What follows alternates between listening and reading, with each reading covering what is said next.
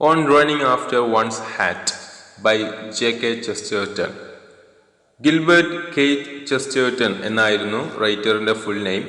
20th സെഞ്ച്വറിയിലെ ഏറ്റവും മികച്ച എഴുത്തുകാരിൽ ഒരാളായിരുന്നു Chesterton. Is called the prince of paradox. വിരോധാഭാസത്തിൻ്റെ രാജകുമാരൻ എന്നായിരുന്നു അദ്ദേഹം അറിയപ്പെട്ടിരുന്നത്. And he wrote plays, biographies, novels and detective stories, non fictions etcetera. ചെസ്റ്റേർട്ടൻ്റെ മേജർ വർക്ക്സുകൾ, പ്രധാനപ്പെട്ട വർക്ക്സുകൾ എടുത്ത് നമ്മൾ പരിശോധിക്കുകയാണെങ്കിൽ the defendant 1901, 12 types 1902, Robert Browning 1903, heretics 1905, Charles Dickens 1906, George Bernard Shaw 1909 and Robert Louis Steven 1927. ഇതൊക്കെയാണ് ഇദ്ദേഹത്തിൻ്റെ പ്രധാനപ്പെട്ട വർക്ക്സുകൾ. നർമ്മബോധവും വാക്സാമർഥ്യവും സ്ഥിരമായി പ്രകടിപ്പിക്കുന്ന വിധത്തിലായിരുന്നു അദ്ദേഹത്തിൻ്റെ എഴുത്തുകൾ മുഴുവൻ. വിവിധ വിഷയങ്ങളിൽ ഗൗരവമേറിയ അഭിപ്രായങ്ങൾ പറയുമ്പോൾ പോലും അദ്ദേഹം വിരോധാഭാസം കലർന്ന ഭാഷയിലായിരുന്നു സംസാരിച്ചിട്ടുണ്ടായിരുന്നത്. ചെസ്റ്റേർട്ടൻ്റെ ഈ essay on running after one's hat 1908 എഴുതിയത്. അദ്ദേഹത്തിൻ്റെ റൈറ്റിംഗ് സ്റ്റൈലിനും അതേപോലെ അദ്ദേഹത്തിൻ്റെ നർമ്മബോധത്തിനും ഫലിതങ്ങൾക്കും ഉത്തമ ഉദാഹരണമാണ് ഇത്. ജീവിതത്തിലെ ബുദ്ധിമുട്ടുകളെക്കുറിച്ചും അവയോട് നമ്മൾ സ്വീകരിക്കേണ്ട ശരിയായ നിലപാടുകളുമാണ് ഈ എസ്സേയിൽ പ്രധാനമായും ഉൾപ്പെടുത്തിയിട്ടുള്ളത്. തനിക്ക് ഏറ്റവും പ്രിയപ്പെട്ട ലണ്ടൻ, അതേപോലെ തന്നെ ബാറ്റർസീ, ഇവയെ പറ്റിയാണ് പ്രധാനമായും റൈറ്റർ ഈ എസ്സേയിൽ സംസാരിക്കുന്നത്. റൈറ്റർ ഇടയ്ക്ക് ഗ്രാമപ്രദേശങ്ങളിലേക്ക് പോയപ്പോൾ ഈ ലണ്ടനിലും ബാറ്റർസീയിലും ഒരു വെള്ളപ്പൊക്കം സംഭവിക്കുന്നു. ആ ഒരു വലിയ പ്രകൃതി ദുരന്തത്തിൽ നിന്ന് രക്ഷപ്പെട്ടല്ലോ എന്ന് വിചാരിച്ച് സന്തോഷിക്കുന്നതിന് പകരം ഫ്ലഡ് സംഭവിച്ച സമയത്തെ ലണ്ടൻ നഗരത്തിൻ്റെ സൗന്ദര്യം ആസ്വദിക്കാനുള്ള ഓപ്പർച്യൂണിറ്റി തനിക്ക് നഷ്ടപ്പെട്ടല്ലോ എന്നോർത്ത് ദുഃഖിക്കുകയാണ് റൈറ്റർ ചെയ്യുന്നത്. വെള്ളപ്പൊക്കം തൻ്റെ ജന്മനാടായ ബാറ്റർസീ ഡിസ്ട്രിക്റ്റിൻ്റെ സൗന്ദര്യം. ബാറ്റർസീ ഡിസ്ട്രിക്റ്റ് എന്ന് പറയുന്നത് it is A district of south west London in England. അതിൻ്റെ സൗന്ദര്യം ഇരട്ടിയായിട്ടുണ്ടാകുമെന്നും വെനീസ് നഗരം പോലെ എല്ലായിടത്തും വെള്ളം നിറഞ്ഞ് അവിടം കൂടുതൽ മനോഹരമായി തീർന്നിട്ടുണ്ടാവുമെന്നുമൊക്കെ ചെസ്റ്റേർട്ടൺ ഇമാജിൻ ചെയ്യുന്നു. നമ്മുടെ ബുദ്ധിമുട്ടുകൾ ശരിയായ വിധത്തിലും അതിൻ്റെതായ സ്പിരിറ്റിലും എടുത്താൽ അത് തീർച്ചയായും ഒരു ആവേശം നൽകുന്ന സാഹസമാകുമെന്ന് റൈറ്റർ ഈ എസ്സേയിൽ അഭിപ്രായപ്പെടുന്നു. അദ്ദേഹത്തെ സംബന്ധിച്ചിടത്തോളം ബുദ്ധിമുട്ടുകൾ അല്ലെങ്കിൽ പ്രയാസങ്ങൾ എന്നത് തികച്ചും സാഹസികത നിറഞ്ഞ ഒരു അനുഭവമാണ്. പക്ഷേ മിക്ക ആളുകളും, അതായത് ഭാവനാശൂന്യരായ, ഭാവനയില്ലാത്ത ആളുകൾ അവയെ തെറ്റായാണ് മനസ്സിലാക്കിയിട്ടുള്ളത് എന്നുമൊക്കെയാണ് ഈ ഒരു എസ്സേയിൽ ഇദ്ദേഹം സ്ഥാപിക്കാൻ ശ്രമിക്കുന്നത്. ഇനി നമുക്ക് എസ്സേയിലോട്ട് കടക്കാം. I feel an almost savage envy on hearing that London has been flooded in my absence. While I am in the mere country, my own Battersea has been, I understand, particularly favoured as a meeting of the waters. Battersea was already, as I need hardly say, the most beautiful of human localities. Now that it has the additional splendour of great sheets of water, there must be something quite incomparable in the landscape or waterscape of my own romantic town. തൻ്റെ ആബ്സെൻസിൽ, തൻ്റെ അസാന്നിധ്യത്തിൽ താൻ mere കൺട്രിയിലേക്ക് പോയ സമയം. Mere country എന്ന് പറയുന്നത് ഇംഗ്ലണ്ടിലെ വിൽറ്റ്ഷയറിലുള്ള ഒരു ചെറിയ ടൗണാണ്. അപ്പോൾ അങ്ങോട്ട് റൈറ്റർ പോയ സമയം ലണ്ടനിൽ ഒരു വെള്ളപ്പൊക്കം ഉണ്ടായി എന്നും അത് കേട്ടപ്പോൾ തനിക്ക് ആ സമയത്ത് അവിടെ ഉണ്ടായിരുന്നവരോട് അതിയായ അസൂയ തോന്നിയെന്നും ചെസ്റ്റേർട്ടൺ പറയുന്നു. ഇങ്ങനെയാണ് ഈ എസ്സേ ആരംഭിക്കുന്നത്. ശേഷം അദ്ദേഹം പറയുന്നു, പല ഭാഗത്തു നിന്നും ഒഴുകി വന്ന വെള്ളത്തിന് ഒരു മീറ്റിംഗ് പ്ലേസ് ഒരുക്കിയത് തൻ്റെ ജന്മനാടായ ബാറ്റർസീ ആണെന്ന് അദ്ദേഹം സന്തോഷത്തോടെ വിവരിക്കുന്നു. ബാറ്റർസീ ഓൾറെഡി മനുഷ്യവാസമുള്ള സ്ഥലങ്ങളിൽ വെച്ച് ഏറ്റവും സുന്ദരമായ സ്ഥലമായിരുന്നു എന്നും, പക്ഷേ ഇപ്പോൾ ഈ വെള്ളക്കെട്ടുകളുടെ കൂടി അധിക സൗന്ദര്യം അല്ലെങ്കിൽ അധിക അലങ്കാരവുമുണ്ട് ഇപ്പോൾ ആ സ്ഥലത്തിനെന്ന് റൈറ്റർ അഭിപ്രായപ്പെടുന്നു. Battersea must be a vision of Venice. The boat that brought the meat from the butchers must have shot along the lands of rippling silver with the strange smoothness of the gondola. The greengrazer who brought cabbages to the corner of the Latchmere road must have leaned upon the oar with the unearthly grace of the gondolier. There is nothing so perfectly poetical as an island, and when a district is flooded, it becomes an archipelago. ഇവിടെ author ബാറ്റർസിയെ Venice നഗരവുമായി compare ചെയ്യുകയാണ്.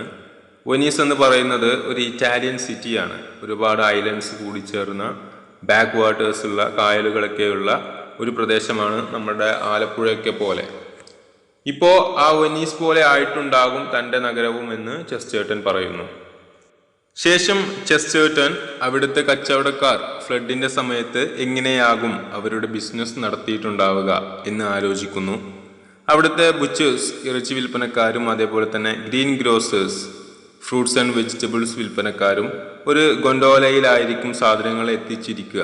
Gondola എന്നാൽ നമ്മളുടെ തോണി പോലെയുള്ളത്. വെനീസിലെ തോണികൾക്കാണ് gondola എന്ന് പറയുക. അത് തുഴയുന്ന തോണിക്കാർക്ക് ഗൊണ്ടോലിയർ എന്നും പറയും. അപ്പോൾ ഈ ഗൊണ്ടോലിയേഴ്സിന്റെ സഹായത്തോടെ ഒരു പ്രത്യേക തരം തോണിയിൽ ആയിരിക്കും അവശ്യ സാധനങ്ങളൊക്കെ ജനങ്ങൾക്ക് എത്തിച്ചിട്ടുണ്ടാവുക എന്ന് റൈറ്റർ അനുമാനിക്കുന്നു. ശേഷം ഒരു ഐലൻഡിനേക്കാൾ കാവ്യാത്മകമായ ഒരു ദ്വീപിനേക്കാൾ ഭാവനാപരമായ മറ്റൊന്നും തന്നെ ഇല്ല എന്ന് അദ്ദേഹം പറയുന്നു. മാത്രമല്ല, ഒരു ഡിസ്ട്രിക്റ്റ്, ഒരു പ്രദേശത്ത് വെള്ളപ്പൊക്കമുണ്ടായാൽ അതൊരു ആർക്കിപെൽഗോ ആകുമെന്നും അദ്ദേഹം ചൂണ്ടിക്കാണിക്കുന്നു. ഒരു ചെയിൻ ഓഫ് ഐലൻഡ്സ്, ദ്വീപ് സമൂഹം അല്ലെങ്കിൽ ഒരു ദ്വീപുകൾ നിറഞ്ഞ സമുദ്രത്തിനാണ് ആർക്കിപെൽഗോ എന്ന് പറയുന്നത്. നമ്മുടെ ലക്ഷദ്വീപും ആൻഡമാൻ നിക്കോബാറും ഒക്കെ ആർക്കിപെൽഗോക്ക് എക്സാമ്പിൾസ് ആണ്. അപ്പോൾ അതുപോലെ ആയിട്ടുണ്ടാകും ബാറ്റർസിയും എന്ന് റൈറ്റർ ഇമാജിൻ ചെയ്യുന്നു.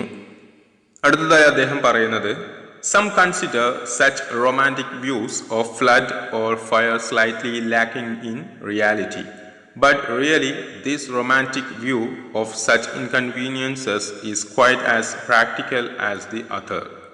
The true optimist who sees in such things an opportunity for enjoyment is quite as logical and much more sensible than the ordinary indignant ratepayer who sees in them an opportunity for grumbling.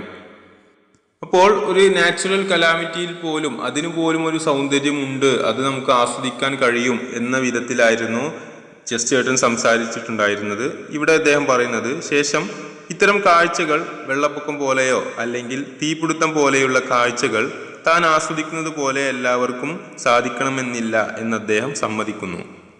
പക്ഷേ ഇത്തരം ബുദ്ധിമുട്ടുകൾ, അത്തരത്തിലുള്ള സന്ദർഭങ്ങൾ നമുക്ക് ഉപകാരമുള്ള മറ്റു കാര്യങ്ങൾ പോലെ തന്നെ പ്രാക്ടിക്കലാണ്, അല്ലെങ്കിൽ ഉപയോഗപ്പെടുത്താവുന്നതോ അനുഭവസിദ്ധമായതോ ക്രിയാത്മകമായതോ ആണെന്ന് അദ്ദേഹം വിലയിരുത്തുന്നു.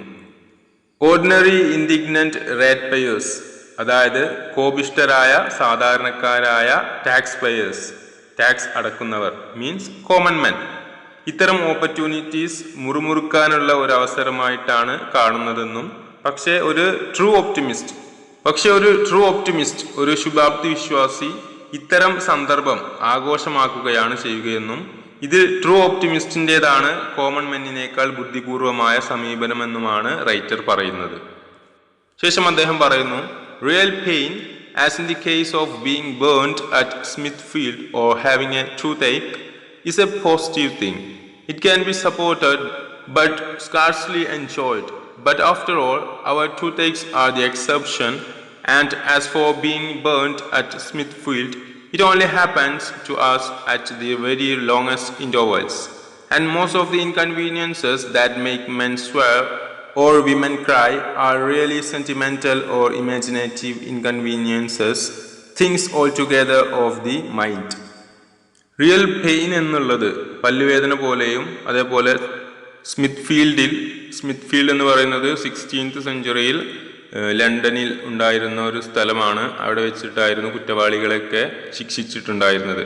അങ്ങനത്തെ സ്മിത്ത്ഫീൽഡിൽ കത്തിക്കപ്പെടുന്നത് പോലെയുമുള്ള വേദന, അങ്ങനെയുള്ള റിയൽ പെയിൻ തീർച്ചയായും എക്സിസ്റ്റ് ചെയ്യുന്നതാണെന്നും അങ്ങനെ വേദന അനുഭവിക്കുന്നവരെ നമുക്ക് സപ്പോർട്ട് ചെയ്യാമെങ്കിലും ആ വേദന ഒരിക്കലും നമുക്ക് എൻജോയ് ചെയ്യാൻ സാധിക്കാറില്ലെന്ന് അദ്ദേഹം സമ്മതിക്കുന്നു. പക്ഷേ ആളുകൾ ചിന്തിക്കേണ്ട ഒരു കാര്യം, ഇത്തരം വേദനകൾ അത് വെറും എക്സെപ്ഷൻസ് ആണ്, അപൂർവമായി ഉണ്ടാകുന്നതാണ് എന്നുള്ളതാണ്. അവയെല്ലാം ഒരുപാട് നാളത്തെ ഇടവേളകൾക്ക് ശേഷമേ സംഭവിക്കാറുള്ളൂ. മാത്രമല്ല മിക്ക ബുദ്ധിമുട്ടുകളും പുരുഷന്മാരെ അസഭ്യ ഭാഷകൾ ഉപയോഗിക്കാൻ പ്രേരിപ്പിക്കുകയും സ്ത്രീകളെ കരയിപ്പിക്കുകയും ചെയ്യുന്നു എന്ന് അദ്ദേഹം പറയുന്നുണ്ട്. പക്ഷേ ഇവയെല്ലാം എക്സാജറേറ്റ് ചെയ്യപ്പെടുന്നവയും പൊലിപ്പിച്ചു കാണിക്കുന്നവയും സങ്കല്പിച്ചുണ്ടാക്കുന്നതുമായ പ്രശ്നങ്ങളായിരിക്കുമെന്നാണ് അദ്ദേഹം അഭിപ്രായപ്പെടുന്നത്. അതായത് നമ്മൾ സർവ്വസാധാരണമായി അനുഭവിക്കുന്ന ബുദ്ധിമുട്ടുകൾ അവ ശരിക്കും അത്രയൊന്നുമില്ല, നമ്മൾ വെറുതെ വലുതാക്കി കാണിക്കുകയാണ്. ഇതൊരു എക്സാമ്പിൾ വെച്ച് ചെസ്റ്റർട്ടൺ പ്രൂവ് ചെയ്യുന്നുണ്ട്. നമുക്കത് കാണാം. For instance, we often hear grown-up people complaining of having to hang about a railway station and wait for a train. Did you ever hear a small boy complain of having to hang about a railway station and wait for a train? No, for him to be inside a railway station is to be inside a cavern of wonder and a palace of poetic pleasures. Because to him, the red light and the green light on the signal are like a new sun and a new moon. Because to him, when the wooden arm of the signal falls down suddenly, it is as if a great king had thrown down his staff as a signal and started a shrieking tournament of trains. നമ്മൾ സാധാരണ ഒരു railway സ്റ്റേഷനിൽ അല്പം കൂടുതൽ സമയം ചിലവഴിക്കേണ്ടി വന്നാൽ, അല്ലെങ്കിൽ കൂടുതൽ സമയം ട്രെയിനിനെ വെയിറ്റ് ചെയ്യേണ്ടി വന്നാൽ, മുതിർന്ന ആളുകൾ ഓരോരോ കംപ്ലൈൻറ്റ് പറയാൻ തുടങ്ങും. അതേസമയം ഒരു കുട്ടിക്കാണ് ഇങ്ങനെ സംഭവിച്ചതെങ്കിൽ അവൻ ഒരിക്കലും അതിനെക്കുറിച്ച് കംപ്ലൈൻറ്റ് പറയില്ല. എന്ന് മാത്രമല്ല, അവൻ അവിടെയുള്ള കാഴ്ചകൾ ആസ്വദിച്ച് സമയം സ്പെൻഡ് ചെയ്യുകയും ചെയ്യും. കാരണം അവന് ആ റെയിൽവേ സ്റ്റേഷൻ ഒരു കൊട്ടാരം പോലെയോ അല്ലെങ്കിൽ ഒരു ഗുഹ പോലെയോ അത്ഭുതങ്ങളും പുതിയ പുതിയ കാഴ്ചകളും ഒരുപാട് സന്തോഷവും നൽകുന്ന ഒന്നായിരിക്കും. അതുപോലെ ആ കുട്ടിയെ സംബന്ധിച്ചിടത്തോളം അവിടുത്തെ സിഗ്നലിലുള്ള റെഡ് ലൈറ്റും അതേപോലെ ഗ്രീൻ ലൈറ്റും പുതിയ സൂര്യനും ചന്ദ്രനും പോലെയൊക്കെ ആയിരിക്കും. അവയിലൊക്കെ അവന് വളരെ കൗതുകം തോന്നും. അതുപോലെ അവിടുത്തെ സിഗ്നൽസിലെ വുഡൻ ആം പെട്ടെന്ന് താഴുമ്പോൾ ഒരു രാജാവ് ട്രെയിനുകളുടെ മത്സരം ആരംഭിക്കാൻ തൻ്റെ സേവകരോട് ആജ്ഞാപിക്കുന്നത് പോലെയാവും ആ കുട്ടി ഭാവനയിൽ കാണുക. അതായത് ഒരു കുട്ടിയും മുതിർന്ന ഒരാളും ഒരേ പ്രശ്നത്തെ രണ്ട് വിധത്തിൽ കണ്ടു. മുതിർന്ന ആൾക്ക് അത് പക്ഷെ ഒരു ബുദ്ധിമുട്ടായി തോന്നി, പക്ഷെ കുട്ടി ആ അവസ്ഥ നന്നായി ആസ്വദിച്ചു. ഇതുപോലെയാണ് എല്ലാ ഇൻകൺവീനിയൻസുകളും ബുദ്ധിമുട്ടുകളും എന്ന് റൈറ്റർ പറയുന്നു. അവയെ എല്ലാം നാം എങ്ങനെ കാണുന്നു എന്നതനുസരിച്ചാണ് അവ നമുക്ക് ബുദ്ധിമുട്ടാകുന്നതും ആസ്വദിക്കാനാവുന്ന ഒന്നാകുന്നതും എന്നുകൂടി റൈറ്റർ ഇവിടെ ഉദ്ദേശിക്കുന്നു.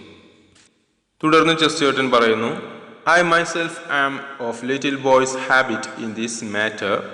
They also serve who only stand and wait for the 2:15.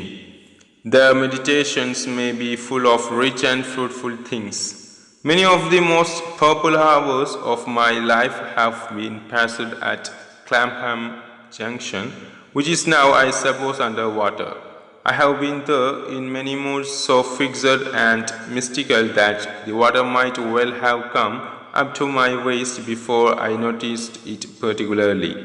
But in the case of all such annoyances, as I have said, everything depends upon the emotional point of view.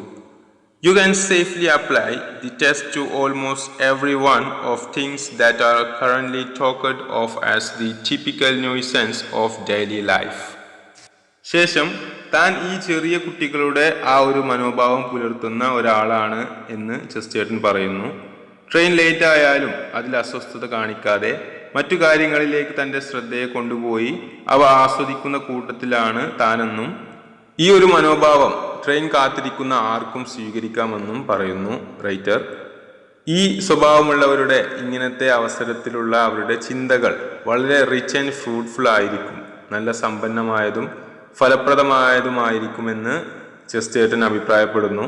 ശേഷം തൻ്റെ real life experience അദ്ദേഹം പങ്കുവെക്കുന്നു. തൻ്റെ ജീവിതത്തിലെ ഏറ്റവും വിലയേറിയ മനോഹരമായ സമയം താൻ ചിലവഴിച്ചത് ക്ലാപ്ഹാം ജംഗ്ഷൻ റെയിൽവേ സ്റ്റേഷനിൽ വെച്ചായിരുന്നുവെന്നും ആ സ്ഥലം ഇപ്പോൾ വെള്ളത്തിൻ്റെ അടിയിലായിരിക്കുമെന്ന് തനിക്കിപ്പോൾ തോന്നുന്നുവെന്നും അദ്ദേഹം പറയുന്നു.